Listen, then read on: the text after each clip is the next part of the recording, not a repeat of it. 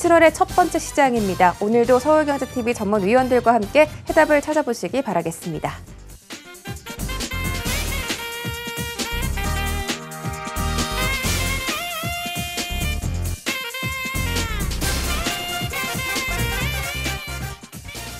네, 정재현 전문가의 포트 현황입니다. 빠진 종목들이 있고요. 오리온홀딩스가 0%대로 보합권으로 좀 내려왔습니다. 한국전력이 4.85%, 현대 엘리베이가 5.36% 수익 달성 중이고요. 한라홀딩스가 16.9%까지 갑자기 급등세가 나오고 있습니다. 아난테는 약손실 보고 있네요. 다음 장 볼까요? 네, 다음 장에서는 비트컴퓨터와 YMT 두 종목 있습니다. 약간 손실 보고 있긴 하지만 전략 자세하게 들어보도록 할게요. 정재훈 전문위원님 안녕하세요. 안녕하십니까, 정재훈입니다. 네, 반갑습니다. 자, 전일 양시장이 모두 빨간불로 마감하면서 6월의 장을 기분 좋게 마무리한 것 같습니다. 이제 오늘부터 7월의 첫 번째 장이 시작이 되는데 전일 뉴욕 증시가 좀 혼조세를 보였기 때문에 우리 시장도 어떻게 흘러갈지 집중적으로 체크를 해보면 좋겠습니다. 어떻게 해볼까요?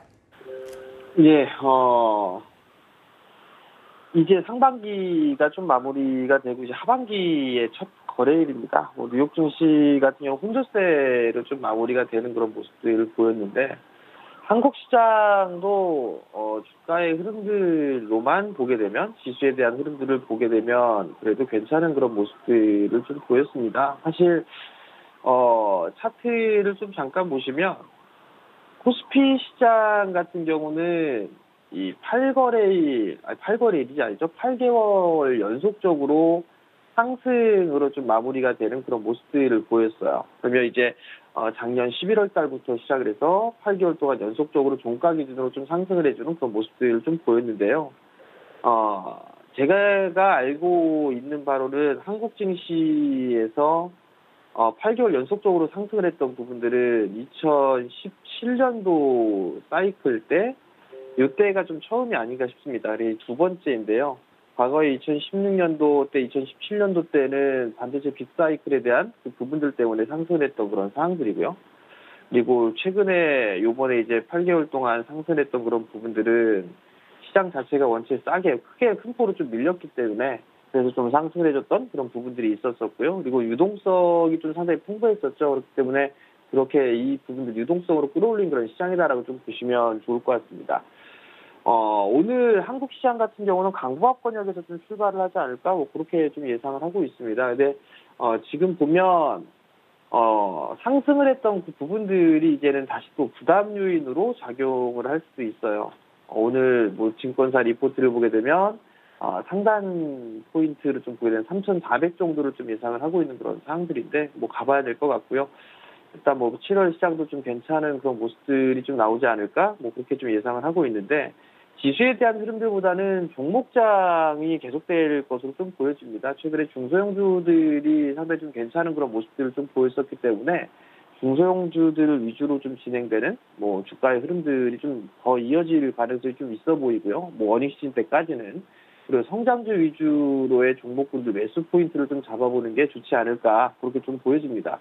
결국 이게 성장주의 이 포인트가 숫자예요. 실적이 얼마만큼 좀 증가를 하느냐 그런 기업들 위주로 좀 보는 전략이 좀 좋지 않나라고 좀 보여지고요. 다만 이제 올라가는 그런 종목군들에 있어서는 따라 들어갈 필요는 없을 것 같아요. 왜냐하면 대체적으로 개인 투자자분들이 대응이라는 것보다는 오히려 이게 손실을 보면서도 좀 참는 그런 부분들이 있거든요. 그렇다면 올라가지 않은 그런 종목군들, 그러니까 최근에 계속 많이 올라갔던 기업들을 보는 것보다도 바닥을 다지는 그런 종목군들이 훨씬 더 좋지 않나 싶어요. 그러니까 예를 든다면은 그린 뉴딜 쪽에 있어서 풍력이라든가 태양광이라든가 이런 쪽은 실적이 좀 나와줄 수가 있는 그런 상황들이 정부 정책이기 때문에 최근에 못 올라간 그런 부분들이 있기 때문에 그러한 종목군들을 좀 보신다든가 아니면 정부 정책 수혜주들 긴 관점으로 놓고 봤을 때 건설 쪽이라든가 SOC 쪽에 있어서의 관련주들 아니면 IT 쪽 섹터 반도체 쪽이라든가 디스플레이 쪽 같은 경우 실적이 좀 좋아질 수밖에 없는 거니까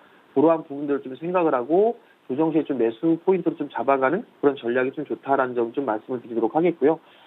실적이 좋은 기업들을 좀 모르겠다라고 하게 되면 계속 좀 말씀드립니다만 어닝 시즌 같은 경우는 기관 쪽에 있어서의 매수세가 조금 더 좋습니다. 그렇기 때문에 기관 쪽에 있어서 매수 종목군들을 좀 관심 있게 보는 그런 전략이 좀 좋다. 그렇게 좀 말씀을 드리도록 하겠습니다.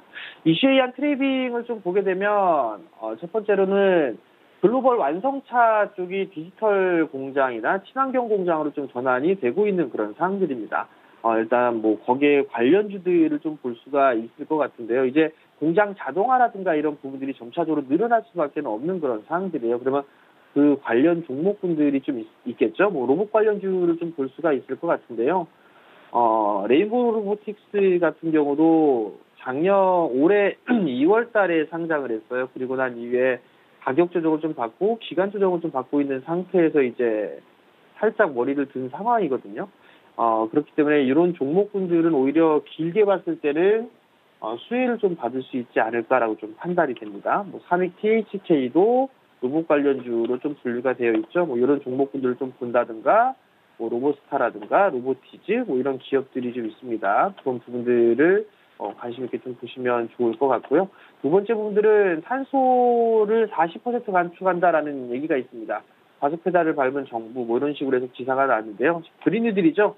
뭐 OCI 같은 종목, 그다음에 신성 ENG라든가 뭐 이런 태양광 쪽에 있어야 그 종목 괜찮을 것 같고요. 뭐 삼강 MNT라든가 이런 기업들, 뭐 CS 윈드 뭐 이런 기업들 같은 경우도 숫자가 찍힙니다. 그렇기 때문에 많이 올라가지 못했던 그런 부분들이 있으니까 저가 매수는 유효하다라는 점을 좀 말씀을 드려보도록 하겠고요. 마지막으로 수급 개선주를 보게 되면 실적이 좀 좋을 것 같은 삼성 SDI입니다. 전고점 자리 때 이 70만 원 자리대를 넘어서야 돼요. 근데 이 넘어서기는 흐름들이 나오게 된다라면 한 번쯤 단기적으로 시세 흐름들이 나올 수 있다라는 점, 그리고 뒤에 레이시 같은 경우도 실적이 좀 나와줄 수가 있는 그런 상황들이기 때문에 이러한 종목도 오늘 관심 있게 보시면 좋을 것 같습니다.